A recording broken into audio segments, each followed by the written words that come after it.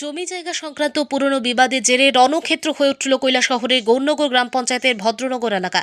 ক্ষেত মজুরির কাজ করার সময় আকবর আলী নামক এক ব্যক্তিকে বেধড়ক মারধর ও রক্তাক্ত করার অভিযোগ উঠল 4 জন ও কিছু বহিরাগতদের বিরুদ্ধে।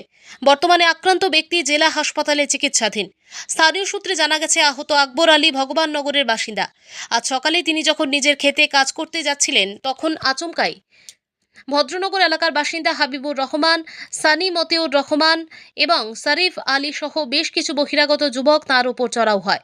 আক্রান্তের অভিযোগ, কোনো কিছু বুঝে ওঠার আগেই ওই 4 জন এবং তাদের সাথে থাকা বহিরাগতরা লাঠিসোঁটা নিয়ে তাঁর উপর ঝাঁপিয়ে পড়ে। হামলায় গুরুতর জখম ও রক্তাক্ত হন আকবর আলী।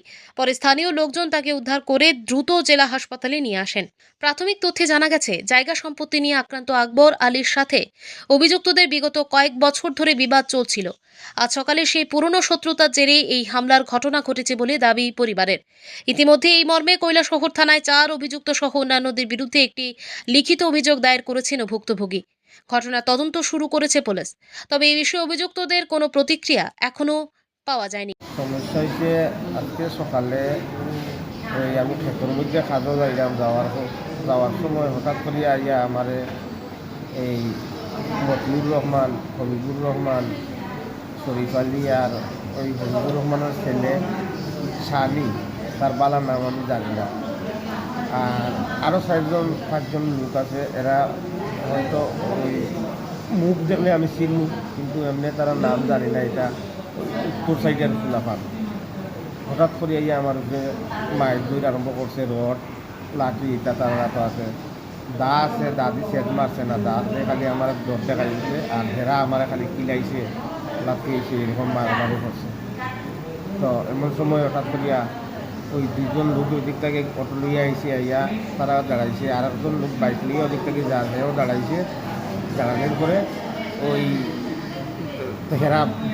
এরা আটকাইছে, এইখানে কী হয়েছে কুদামছে করে এরা বাগিয়ে গেছে। তো ওই এরা যাওয়ার পরে এরা আমার উদ্ধার করিয়া লইয়া, আমি এরপরে কইছি আমার লইয়া থানাত চলো।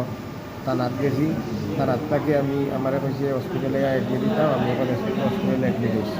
2015 সালে তারা আমার কাছে জায়গা বিক্রি করিয়া এই বায়নাপত্র করছে, করিয়া কাগজ টাকা পয়সা সব নিচ্ছে। নেওয়ার পরে আজকে 2022 সাল পর্যন্ত আমি তারার লগে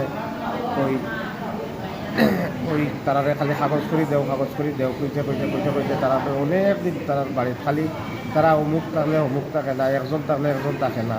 এই অসুবিধা দেখাই 2022 সাল পর্যন্ত তারা দেখাইছে। এরপরে 2022 সালে আমি তারার উপরে ওই এগ্রিমেন্ট লইয়া আমি মামলা করছি কোর্টের মধ্যে। এই মামলা করার কারণে তারা আমার মাইজিং করছে।